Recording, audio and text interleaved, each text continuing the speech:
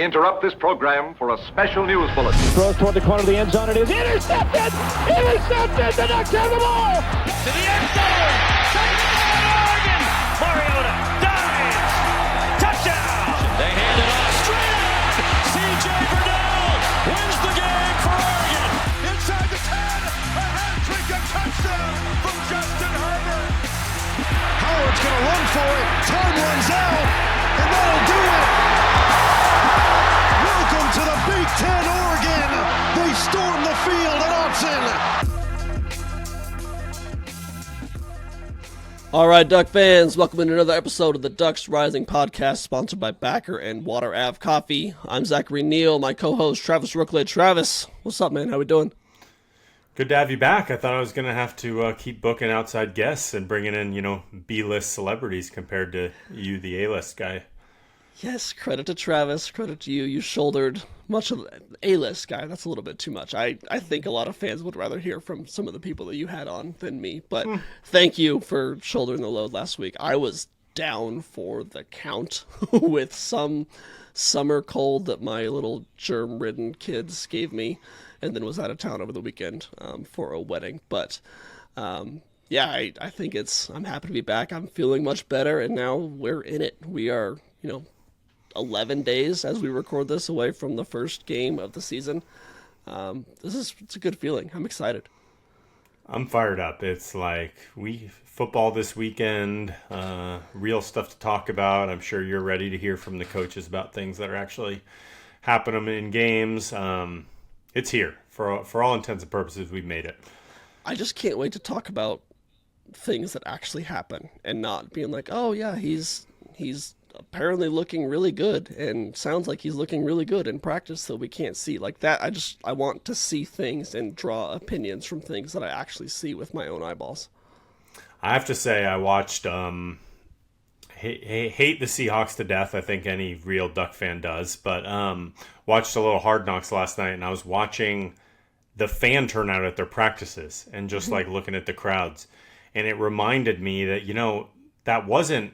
it hasn't always been this way. I vividly remember in high school biking over in the fall, swimming in the Willamette and biking over, and you would be able to sit on the field. Mm-hmm. I mean, players were flying into us sitting on the sideline all fall camp. It was pretty sweet as a kid to have that kind of access, and I'm sure you're the first to say that you wish you did today. I feel like we are getting into this topic early and earlier every episode, how we wish there was more access. Maybe we've got a bone to pick or something. I mean, it's almost crazy to think about it now that it was that simple and that easy to just have that level of, you compare it to the NFL and it's not the same as that, but I'm telling you, you were just sitting on the sideline, guys were running past you, running into you, everything was just right there out in the open. I wonder if I'm curious if at some point the college stuff pivots to where with the injuries and the practices, there's some uniform availability of some sort. I think I could see that happening for sure. That wouldn't surprise me. Like we said up top, we've had a ton of great content over the past, 7-10 days. Credit to Travis. He did the great episode with Landon Tangwell last weekend, and then another really good episode with our good friend George Reister earlier this week. We have this episode today, and then we will have another episode coming out at the end of this week, kind of wrapping up our preseason coverage. That is just on the podcasting side. As Travis and I have said numerous times before, we are well aware that the best value at Ducks Rising is the video content, and our guys have been absolutely pumping them out. I can't even keep up with all of the stuff they're putting out. The Landon Tangwell content, he's got the outside zone breakdown, the Coy Parrish breakdown. I think he's doing a blitz package breakdown this week, right? I've got it in the can right now. It's coming To tomorrow. watch that. If you're looking for our good friend Jeff Schwartz, he's broken down Fox Crater, Jamari Johnson. I don't know what he's doing next. Tommy Toffee spring game. God, perfect. And then our guy Nate Lee has the Dante Moore deep dive, Iverson Hooks deep dive, and then a Coy Parrish deep dive. There truly is no better place to come and just get smarter about the game of football by watching this film breakdown than Ducks Rising. I finally did the math on this, and I think I posted it out the other day. But on a common month, you're looking at a minimum of 16 film breakdowns a month. We got 4 per week rolling, if not more, as you mentioned. So if we even out, do a little back of the napkin math, it's about 50 cents of your monthly sub per episode of this. And some of these videos, 15, 20. Jeff's first review was 35 minutes like 35 long. minutes. Yeah. So to your point, I just think in this space for what we're offering, the level of access to film these guys have, the knowledge they're breaking it down with, just this week, as you mentioned, with like a high interest piece like Tofi, blitz packages, stuff like that. They're just super fun to consume and watch and look for heading into this year. And then the one piece you didn't mention, where with the long-awaited offensive line summit conversation between Jeff and Landon, we're recording that tomorrow afternoon, and we're going to release that exclusively to Ducks Rising members later this week. So that's just going to be like a conversation between the three of us, looking at certain film, talking about how do you adjust as a offensive lineman playing early? I mean, Jeff and Landon both were able to play as true freshmen at obviously big-time programs. So just hearing some of those insights, relating it back to obviously a guy like Tommy Tofi, but Nacho, and I feel like offensive line is the topic that's kind of most discussed in the Duck fandom right now. So far this offseason, or this preseason, absolutely. I think everyone cares about the offensive line the most. Before we go any further, before we get into our but I think very fun episode coming. I want to take a second to tell you guys about our proud presenting sponsor, Backer. These guys are just the absolute best. I mean, you guys know that we've always been big fans. They've been our favorite sponsor. They keep us outfitted. They keep us with the best gear. I can happily say that they are now my wife's favorite podcast sponsor as well. I was talking to Dave, our guy, a couple of weeks ago, and he was like, do you have all of the jackets? Do you have all of our merch? And I was like, I think there's a couple that I don't have. He's like, all right, okay, I'll take care of that. And then, a few days later, the warm one and one of the green dry one came in the mail, and I was like, yes, they're so nice. And I laid them out on the bed just so my wife could see when she got home. And when I tell you the gasp that I heard when she walked in the room, she's like, are these mine? Do I get to wear these to games now? And I'm like, I'm not allowed to. I can't wear Oregon stuff up in the press box. So yeah, those are pretty much yours. And she was over the moon. So she's so excited. She will be, she was excited. She's like, oh, I can take pictures and tag Backer in these and become an influencer. I was like, they would love nothing more than to get you doing that. So, Backer, Corey, Dave, you guys have a new Backerette, I guess I would say, someone to wear your stuff. She's all in, and I think she's going to try and spread the word as much as we can too. So just incredible stuff. Love working with you guys. Happy to do it for another season. Keep up the great work. Yeah, and I think we mentioned it at the end of last year, but they're in the Duck store now. So for fans who are local or heading down to Eugene for a fall Saturday, I know in talking with Dave and Corey, as you mentioned, their hit rate once somebody tries on one of these items is about 99.9%. So if you want to feel it, check it out for yourself. I would just say head over to the Duck store and you can see what it's all about. You can see a very beautiful modeling pic of myself and Molly that I get a text about every 2 days from somebody I went to high school with there. So I would just say pop into the Duck store, check it out. I mean, as fall gets going a little bit, they've got options for every type of climate, and we're obviously the biggest believers in it, so appreciate those guys to death. Today, Travis and I are getting back to basics. We're doing something that I think both of us have been looking forward to for a while, something that we've refrained from doing for a long time during our preseason previews. We're drafting. What are we drafting today, Travis?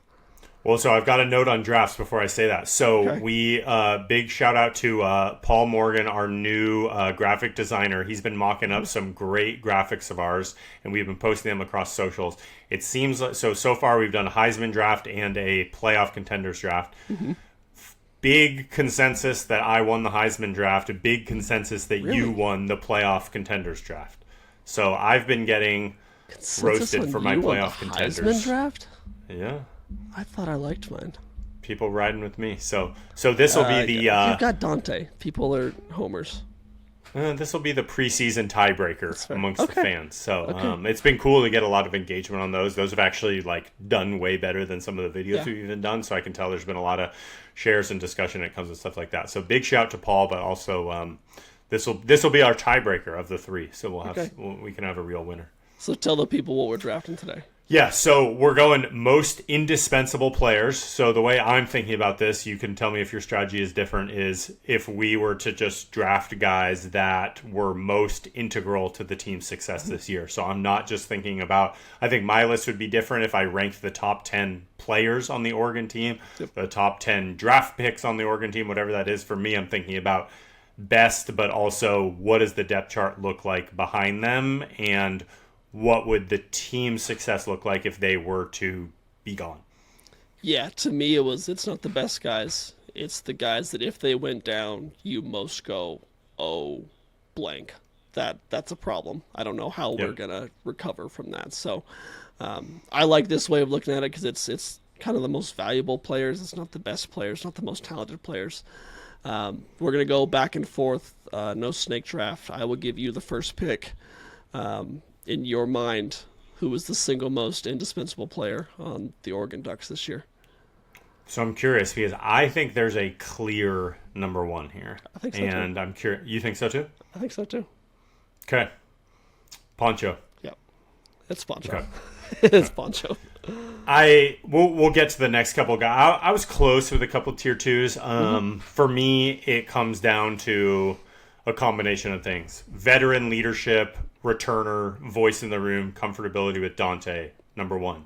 Number two, what's behind him exactly? I think if I had to bet, I think it's actually a current probably guard who's behind him. Yeah. Maybe that's a Dave Yulee. Maybe that's someone else who's already in the rotation. So I think I know there's been a lot of discussion that Kaloy Kelly or a true freshman is technically second. I think that while that may be the case as he's the second guy snapping the ball before the game, I don't think necessarily come an injury or something were to happen, he would be the second guy in. I think they do a little rotation there. And then I think third, just Poncho's a really good player. He's fully healthy. This is the first year I think he's gone into the year at complete and full health and continuity at the position. 2 years ago, he's working at guard and at center. So I think just when you combine veteran, what's behind him, all the talent in the world, perfect for that position, quarterback, relationship, I think Poncho's clear number one. I'm also pretty sure this is the first year in the Dan Lanning era where they have had a quarterback and center both return in the same year. I'm almost positive that's correct. I don't have it perfectly, but sounds right to me. Because Gabriel was new, Dante was new, and you had JPJ before that. So, yeah, I mean, everything you said, absolutely correct. And then the fact that he's just really freaking good. The guy was an All-American last year. He's one of the favorites to win the Remington this year. Yeah, if they didn't have Poncho, I think they would have the talent to withstand that, but it's the experience and the leadership and the ability to, when you have such a new offensive line, hold everyone together and mesh them and just be the quarterback of that offensive line. So yeah, Poncho was number one on my board, absolutely. All right. My number one, going Jamari. Okay. Wow, you didn't have him too? Okay, yeah. He was close. Yeah. I like it. I think I don't think why. it's yeah. I mean, Jamari, we also think, one of, if not the best tight end in the nation. Then you get to the conversation about who's behind him. Again, we feel good about Kendre. I think Andrew Olesh, we'll see. Marcus Dixon, probably less of a pass-catching tight end, more of a run-blocking. Jamari seemingly can do it all, man. I think at a really high level, I think if they didn't have him, it would change this offense a lot. I really think it would. So, yeah, I think that it's maybe you don't have him as high just because there are so many other offensive weapons that you could go to and still, keep things afloat, and there's just so many options for Drew Maringer to use. But I think that losing someone like Jamari would really be tough on this scheme. Yeah. I think the more I think about it, I think you made a good point there. I had him and two other guys kind of in that second tier I was going back and forth on. I think initially I was thinking hey, let's just ride with four receivers and we'll be fine there. And we can just put a warm body at tight end. But I will say, I think Jamari's definitely still the right choice there. But I think Marcus Dixon may prove to be a little more... He's not Casey Kelly. I'll just say that. Okay. I think at first I thought about him as he's a big body there who can block, and if he needs to catch a 2-yard out route and run forward and dive onto the ground, he'll be fine. I actually think he can be a little more than that. So I think we may have a few moments this year where we're pleasantly surprised by just more of the catchability skills when it comes to him. Do you think he's more like Patrick Herbert-esque? I think he can be. That's a good point. I think he can be Patrick Herbert. I really do. Yeah. And if that's what he ends up being, I think that's a great pickup in the transfer portal when you've got this young of a room behind Jamari. Yep. All right. Ooh, hoping. I got 2. I'm going really back and forth. There's 2 left, I think, in this tier. Oh, okay. I know if I take one, you're going to take the other. I don't know if I could sneak this guy past you, but I'm just going to take him now. Jordan Davison. Whoa. Yeah. Okay. Sounds like you wouldn't have taken him. Not where I was going. So bad draft by me. I just think his injury scare made me realize that he offers something in that running back room that no one else does. And the questions about Riggs, even though we believe in him, Simeon Price, solid, fine. I just don't think if JD was out or gone, we would have the ability to replace the bell cow production. I don't think Dier is quite the body type, skill set for that. I think he's perfect with JD next to him and in a complementary role. I don't know that he'd be ready to be the bell cow. And I think later on in the season, if you're going into big time matchups, kind of like what we did in the Peach Bowl with some guys that are fine, maybe a little inconsistent, plus Dier, I'm not sure that can win you a real big time game. Yeah, I think that's a perfectly fine pick there. You explained it well. The feeling we had going into that Peach Bowl without JD, it's kind of oh crap. And if you had him not in this season, it's where do they go there? They would be fine in some spots with Dier and Dink. We'll see. We've been hearing so much about Brandon Smith recently. We'll see. Simeon, I don't know. Yeah, Davison is probably the guy. I think that's a solid pick. Now you've got me questioning my own list. Love it. Mind games. Yeah. I don't know who you're gonna pick next, so I'm just gonna take the guy that was next on my list. I'm going Jerry Mixon. Good. Yeah. Wasn't my guy. Really? Okay. Yeah. Dang, I could have got the other one. Yeah, I think Jerry, we talk about the linebacker room. I think there's a lot of talent there, but obviously we still need to learn so much about them and see them play on Saturdays to get a lot of confidence in them. I think Devin Jackson can be really good. I've been impressed with what I've been hearing from other coaches and players about his role on this team so far in this fall camp, but Jerry we've seen do it at a high level. And if they didn't have him, I think that biggest question on the defense gets even bigger. So I would just be I'd be much more timid about what the ceiling of this defense would be without him. Yeah. I think he's probably my first pick on the next tier. I think that's a good pick. Let's take a quick tangent and laugh about and wonder what happened. So I watched your press availability today. So who's putting out the 24 number for Devin Jackson if it's not Dan and it's not him? I was shocked to see him kind of just let that be the storyline so quickly when I asked him. For anyone who hasn't seen the press availability or doesn't know the backstory, in the Freaks list, they said that Devin Jackson ran 24 miles per hour, which was the fastest they had ever heard of from a college athlete. Dan was asked about it a couple weeks ago, and he's like, he's fast. I don't know if he's that fast. So then we had Devin today, and I asked him, I was like, they said 24. Dan says that's inflated. Will you set the record straight for us? He's like, I don't know where they got 24. I don't run 24. I don't know. What...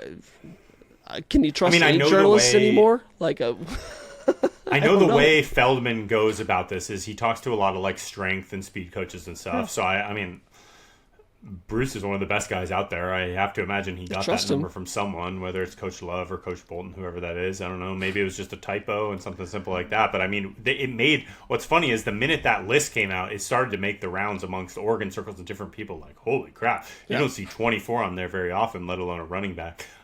So Devin Jackson's really fast, but that was funny. And then I'm pretty sure I'd have to go back and listen. But when J-Mac talked last week, he was talking about Gatlin Bear. It was like, yeah, he hit 24.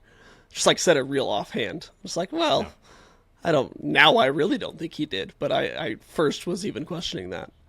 Well, if they'd let us into practice, we can view the numbers ourselves. It's true. So. Let me get my stopwatch and my radar gun out there. And get the real sources. Yeah. Yep. All right. Thank you so much for leaving me Fox Crater. We have such different lists. That's funny. Wild. I almost took him first. Really? I was guaranteed. Yeah. Okay. I'll make the argument. I just think continuity on offensive line. I mean, it was a lot of the same argument I make with Poncho. I just think we've got some questions going into this year. Both guard positions right now are a little bit in flux due to Yuli's injury, questioning kind of who's going to be in those specific spots. I think I felt pretty confident for a while there that Tommy Toffee was going to be the right tackle.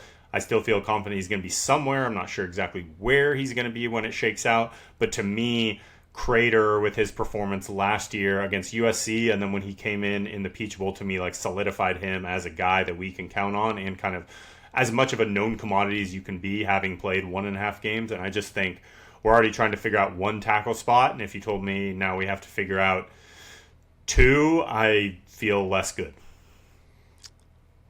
This probably was an oversight by me, and I don't think this is right, but he wasn't even on my list. And he should have been on my list. I think he is. He's pretty irreplaceable. Like, you don't want to lose him. But, and maybe it's just we're in freaking week 4 of camp and we're getting too high on the stuff we're hearing about some of these players, but we've heard such good things about people like Zaire. We've heard stuff about Jordan Norris, Tommy Toffee even playing some at left tackle in the scrimmage. Like, it feels to me that they have enough really talented guys that could play there if Fox were to go down, that I think that they could still, like, while Fox looked really good in that USC game, he's still not quite a proven commodity. You know, not to the level of someone that we've seen start for a full season. I still think, like it's great to have him, and if he weren't there, it would be trouble. But I think there's other positions where I'd be more scared to lose your starter. Yeah.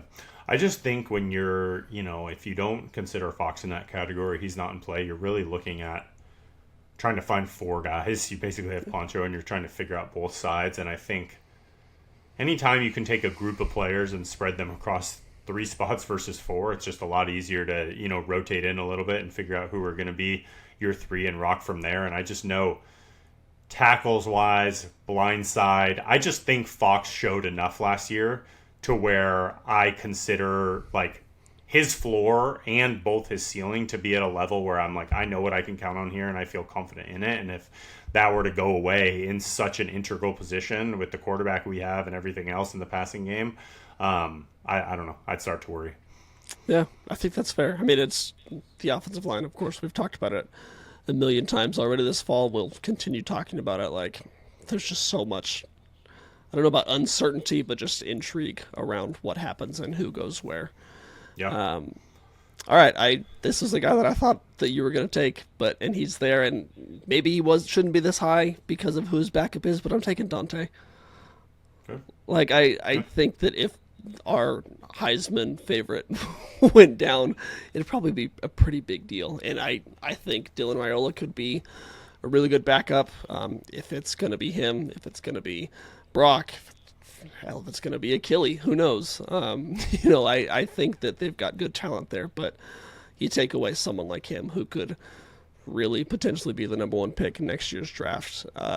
Pretty big deal. So I'm happy to get him. Yeah, so hard on these. I feel like I hear him and I'm like, did I make a mistake? Should he just be first? Should he be second? Right. It's like when we did the replacement draft earlier in the off season. Like we didn't take Marcus first. I mean, it really comes down to what you think about Raiola. And I guess I think if I think about it over the span of like a season versus a few games, and I think I found myself thinking about it in a span of like, oh, if a guy goes down for a couple games, like how are we going to be? And like in that situation, I'm like, okay, we're probably fine with Raiola. I mean, if you were to tell me, hey, you get into that stretch in October, let's just say a 4-week injury, and you've got UCLA, Nebraska, Illinois, and Northwestern. It's like, okay, who'd I rather lose in those games? And it's like Poncho or Fox versus Dante. I'm like, thinking about it a different way than whole season. I think Raiola can win you those 4 games, honestly, pretty easily. But an entire season to reach the ceiling you want, I totally agree. It's probably a Dante spot. So I think he's probably a little too low. I think some fans have probably been like screaming at us every round of this, like, how are they not picking Dante yet? And it's fair. Yeah. It's totally fair. Yeah. Yeah. Okay. This is where I feel like it drops off. It does, yeah. Did you feel like the same thing? Yep. Dropped a tier. Yeah, I feel like now I'm either looking at like high-end upside or just like where is there room or where is there a need in a specific room. It's really tough. I'm going to go with... You don't have this written down either. Travis is going off the dome. I have everything written down. So I'm going off the dome, but I think it really is a big debate, and I'm going to go with Coy. He's going to be my next pick. Yeah. It's decided between 3 guys. It's hard because it's like high end upside. I mean, there's some other like lists, names you see on All-American lists that are sitting out there. But I just think in terms of it's fully for me what's behind them. And if I think about Coy, obviously you got Aaron Flowers in that room, but behind him, I mean, we love Trey McNutt, and I think Peyton Woodyard's going to carve out a little role. But there's, I would say, nothing proven behind him. I think it's a lot of potential, but not a lot of proof. You got a bunch of freshmen in that room that we've heard really good things about. I think some of them that are going to play early, including a guy like Devin Jackson that I think's gotten a lot of hype right now. But I just think in terms of proven ability at this level, Coy is the guy. Did you see, I think it was The Athletic the other day that had an article that mentioned Coy as a dark horse Heisman candidate? Really? I was like, whoa, that's not what I was like expecting imagining to read him playing return punts or kicks or playing... think it even said anything about special teams, but it was like, whoa, okay. I don't think that's going to happen, but it is something intriguing to think about. Yeah, that's I don't get the sense he's going to do any of the offensive stuff. I would be pretty shocked if you see any of that. I think if he's back there for the first teams. Would you be shocked if he was the punt returner? Did you see his interview today? Oh, no. Someone asked him, I think it was Fentress asked him, like, are you in the mix at all to return punts or kicks?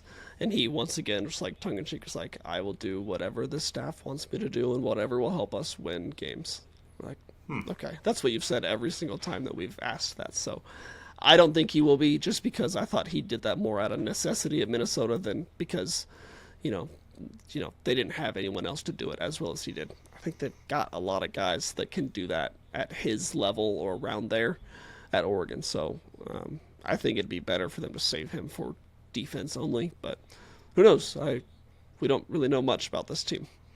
Yeah, definitely kicks would really surprise me. Punts, I would have to guess right now it's Decorian, but if it's not Decorian or Decorian's gets pulled for a series or something like that, I could see it being Coy. I kind of think it's Stu. That too. He'd be high on the list. I think he'd be my pick over Decorian. I think it's those two and then Stu. Yeah, fair. Yeah. I have a guy who I want to take, but I also am open to the fact that this might be a terrible pick. I like that we're going slow to give fans a chance as we're thinking through it to be yelling at us on who they would take. I feel like this is bad podcasting too, because I'm just staring at this name, wanting to take it, but I think I might be. Do it. I'm taking Tommy Toffee. Okay. Yeah, nice. We don't know where he's going to play, but I think we all agree that he's going to play somewhere, probably start somewhere, and play there at a high level. He's been so nice this fall camp to be able to just pencil him in somewhere. Where you put him right tackle, right guard, left tackle, left guard. you can put him there and not have many questions that he's not going to be at least very good at what he's doing. If you took that away, I think there's even more questions about that offensive line than we have right now. Not to say there's not talent, but I think that he's such a talent that it's kind of a nice little blanket to put on a position that is just going to be okay if he's there. So take that away, and I'm a little iffy on the offensive line. Yeah, versatility. I mean, I think for me is having guys who seemingly can play at this level, which is everything we've heard about him, and can play at this level in multiple spots. I think anytime you got an offensive line like we do, with just a little bit of, with some question marks in certain spots, that versatility is almost the big selling point there. We have four each. Do you want to do one more, or do you want to do three more and go 7 each? Let's do one more and then just mention a couple other guys in the mix. All right. Once again, I feel like I'm deciding between fun discussion. I'm going to go a little off the board here. Oh.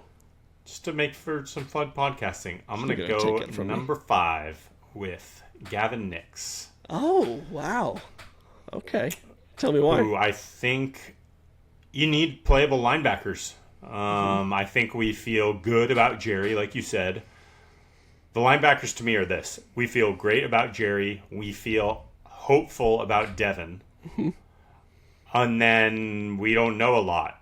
What I think I know, though, about Gavin Nix is he's a freaking football, like, IQ to death, like, instinctive, knows where to be. Some of those important, like, intangible stuff you look for from a linebacker, I think he's fully healthy. And I think he is going to play almost as much as those two, if not more than maybe Jackson. So I think if you were to take him out of the mix, knowing any competitive game, you need 3, if not 4 linebackers. I'm just worried about what that would result in going down the board farther than that. I mean, you're basically then relying on one of the 2 true freshmen or a walk-on, because you got Dylan Williams there as technically 4 right now with Braden Platt out. I'm just like, that just gets me into dicey territory. So I think you can make a good argument for Nix. Whether he would be my pick in real life, I don't know. It's a good discussion. This is a separate, we could have a much longer discussion here, but how much smoke do you think there actually is with the Nasir Wyatt inside linebacker talk?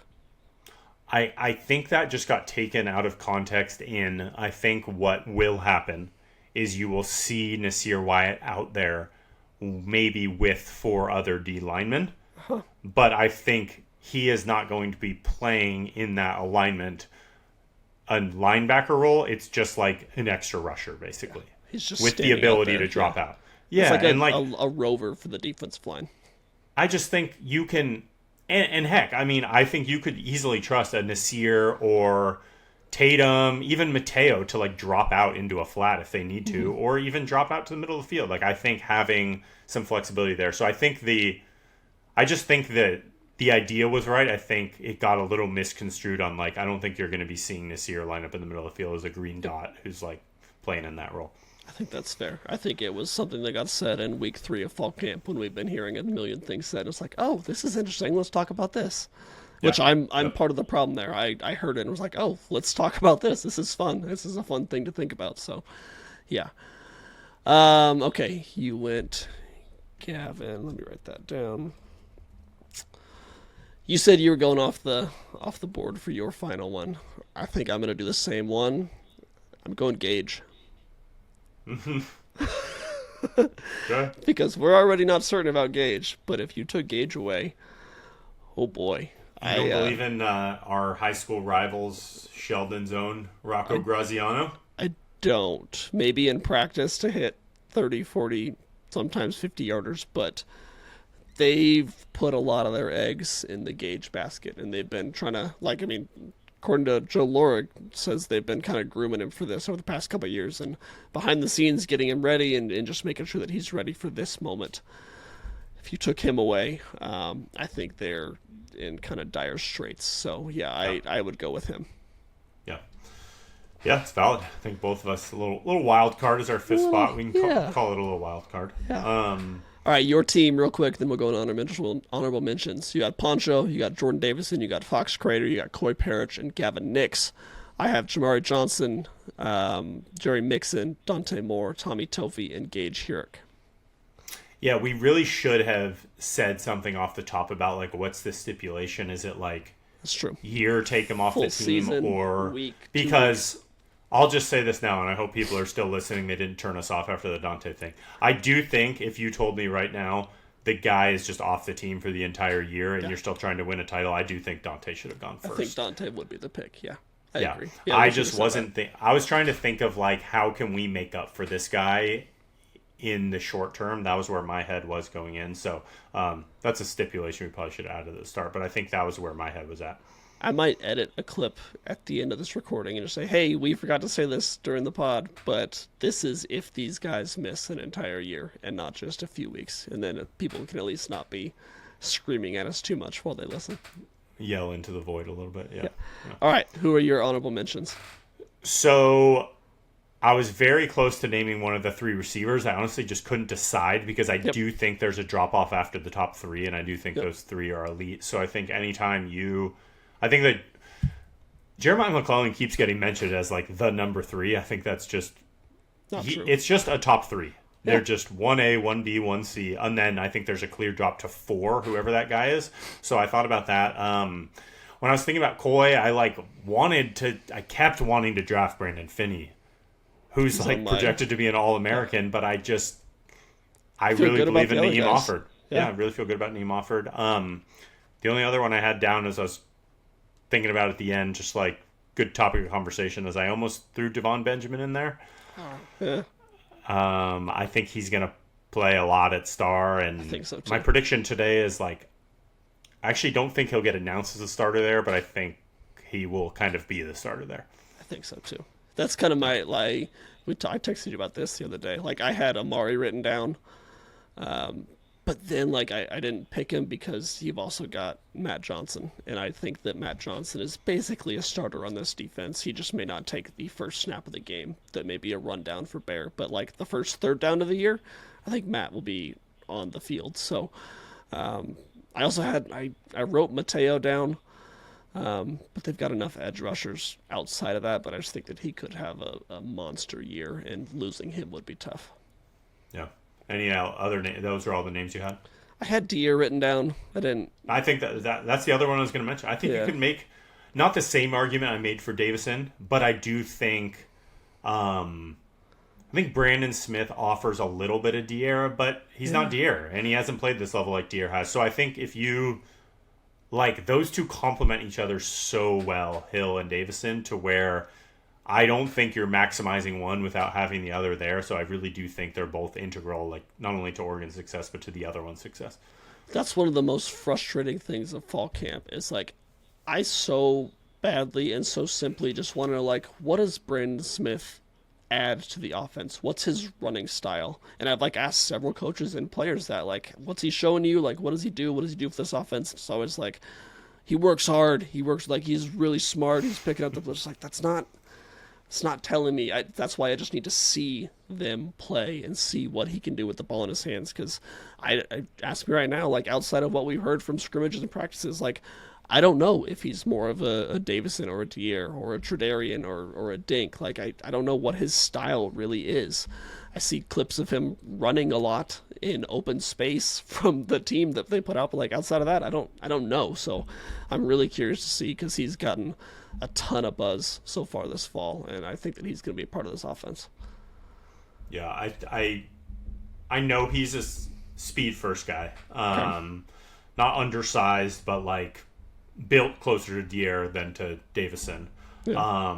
And I do think he just, like, brings that more just, like, speed dynamic one cut, and he's gone guy. So I do think I think we'll see Deere be used in kind of a multitude of ways. Landon and I talked about this, just like some of the cool stuff you can do with those two running backs back there. And I really hope I think having more bodies back there that can really play allow you to do some of that cool stuff. I know me and you talked last year, like, one of our favorite things we saw last year was, like, Davison is the lead blocker type 21 stuff you can do, or just, I feel as Oregon fans, some of my best memories as Duck fans is, like, Kenyon and Michael back there.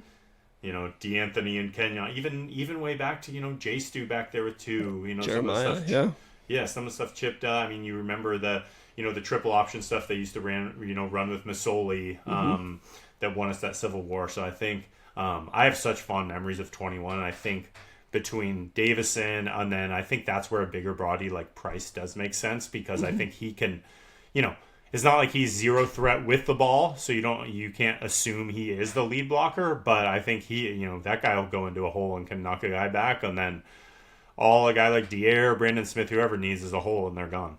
Yeah, completely agree. All right, you got anything else to add before we get out of here? We are going to record our next episode, like, right now, after we stop this. So the one you're hearing on Friday, just peek behind the curtain. It's being recorded here on, what day is it? Tuesday afternoon, so we'll have that out to you. But anything else before we take a break and come back on? No, go. This will be coming out Wednesday, obviously. So go watch Landon's video. Should be out by now. We release those things usually 10 a.m. in the morning, and I know he's got about 20 minutes he's doing on organs, just like simulated pressures, blitz packages, stuff they do with their linebackers. So those conversations we had about it, Nas Wyatt, some of these edges, and just some of the stuff that Lanning and Hampton do. No one breaks it down better and while having more fun than Landon.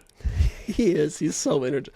I loved listening to your podcast with him, because you would just like ask him a question and then 15 minutes later he's like, oh yeah, that's what you asked me. Like, let me answer that real quick after everything else he said. But it's entertaining, it's good, and you can tell he's just having so much fun with it. It's the best. Yeah, literally the definition of teeing it up. And just like letting him cook on the guys he loves, and Matt Johnson, Tofi, all these guys. So super fun to have him aboard. Check out his work. He does a lot of Oregon work outside of what he's doing for us as Ducks Rising. So definitely subscribe to his channel. He's already put some stuff out on Nas and Tofi that he mentioned, but he'll be around with Jeff. We've got some Q&As with Landon. He's a Duck in Penn State colors deep down. Also, we haven't talked about this off pod, but I think next week before the season starts, we should do a mega airwaves and maybe get Jeff on for that or something. So if you're hearing this, reach out on Ducks Rising and get us some of your airwaves questions. We'll do a big one before the season starts. All right, check us out on YouTube, find the Ducks Rising podcast on Apple or Spotify, and if you'd be so kind, give us a rating and a review before the season starts. Most importantly, go over to Lockerverse and check out Ducks Rising. We don't need to tell you any more about all the stuff that's there. If you've heard it now and you still don't do it, that's on you, man. You're missing out on a great deal. Subscribe now and support the program. Let's rise together. We'll talk to you guys in a couple of days.